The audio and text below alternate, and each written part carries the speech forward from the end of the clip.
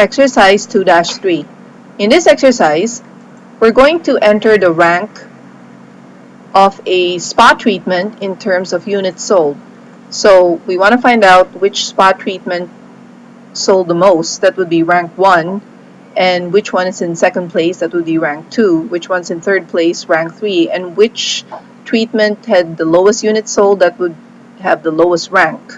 So for this particular column, we're going to use an Excel function called rank. And rank takes 3 arguments. So let's demonstrate that here. We put equal sign, and then we type the name of the function, rank, R, A, N, K, open parenthesis. And here you can see that the template shows us it accepts 3 arguments. The first argument is the number that you want to rank. So the number we'd like to rank here is this number, the units sold, for clarity treatment, comma. Okay. The second argument is the reference or the list of values that you'd like to rank. So the list of values are here. So we want to know the rank of 90 relative to the other numbers here in this list. Okay, so that's B6 colon B20 and then comma. Now, the third argument is optional. It's optional because it has square brackets around it, which means if you leave it blank, the default value will be set to 0 or descending order. That means the highest value will be considered rank 1, the second highest value will be rank 2, and the lowest value will be rank last. That's descending order, that's largest to smallest. Now, if you prefer the smaller value, the smallest value to be ranked 1, then you select ascending order. So that would be smallest to largest. But for now, we would like to rank the units sold in descending order. So from largest to smallest. So we can either set the third argument to 0 or we could leave it blank because it's optional. Both will give you the same result. So for now, I'm just going to set it to 0, descending order. And so here are my arguments. B6, the number I want to rank. B6 colon B20, the set of values that I'd like to rank. And the third argument is set to 0 because I want to rank in descending order. So when I press enter, the result is 2, which tells me that 90 is the second highest unit sold in this range. And at this point, I could go ahead and enter this function another time here. So I could do it all over again. So this time I want to rank this number, B7, comma, for this list of numbers, B6 colon B20, and once again, in descending order. And this time, I find out that this is the 10th largest unit sold. And I could do this over and over again, but then, as you can see, it will take me a lot of time. So there's a way that we can rewrite this function using absolute or mixed referencing so that I can just copy this to the rest of the cells. So what I'm going to do here is I'm going to put a $sign in front of B, a $sign in front of 6. And I'm going to do the same here, $sign in front of B and $sign in front of 20.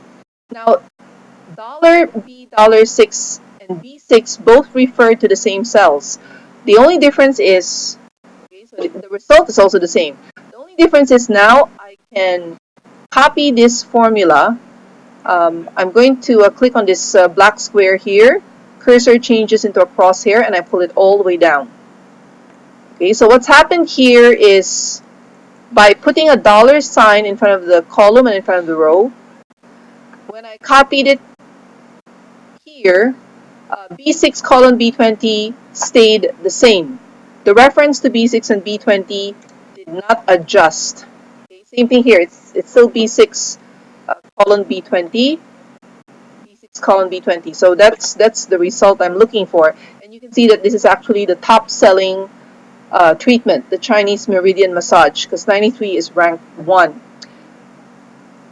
On the other hand, if you look at B6, okay, for B6, this argument, I didn't put a $sign in front of the column or a $sign in front of the row. This is called a relative reference. And see what happens to the relative reference when it's copied to the row below it. Okay, so B6 now transformed into B7. And here, B6 transformed into B8. So what's happening here is that The row number has adjusted relative to the new location where you copy the formula to. This is called a relative reference, and this is correct. This is the behavior we want for B6, but for the second argument, B6 colon B20, we do not want this range to adjust. And that's why we made it an absolute reference. And this way we're able to finish this exercise really quickly. And one more thing I'd like you to note is we have a tie. We have two treatments in 10th place. Mellow Mummy and Life Stage Facial, both of them have 54 units sold, and rank for both of them is equal to 10. But because there's a tie, there's no rank 11. The next one would be rank 12. That's the correct behavior based on how Excel calculates the rank uh, of a number. So that's it for the rank function. Now we're going to calculate these two values, the third smallest unit sold and the seventh largest unit sold. We're going to use a function here called small equal, and I type the name small, and as you can see, I can just select it here from this list. And small accepts two arguments. The first argument is the array.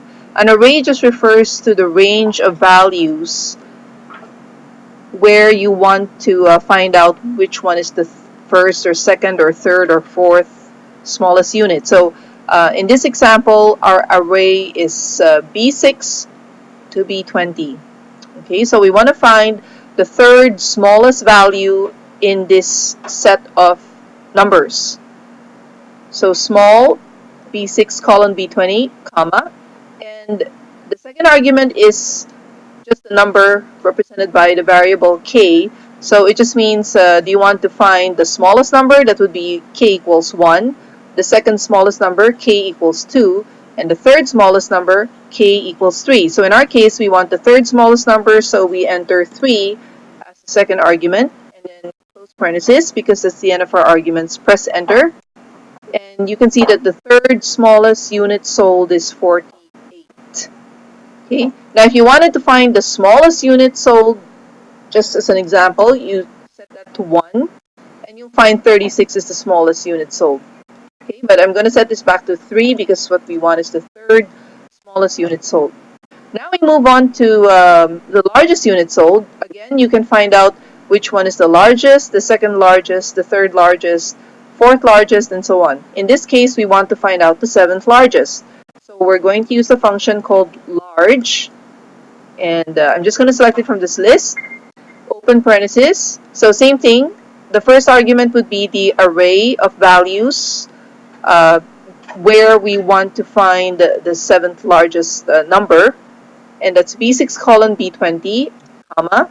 The second argument is the position of that value within that range that we're interested in. So we want the seventh largest. So we put 7 as the second argument, closing parenthesis, and press enter. And the seventh largest unit sold is 63. Again, as an example, if you wanted to find out the largest unit sold, you just change this to 1, and you'll see that it's 93. 93 is the largest unit sold, but again, this is just for illustration purposes, so we set this back to 7 because what we want is 7. And that is a demonstration of the small and the large functions.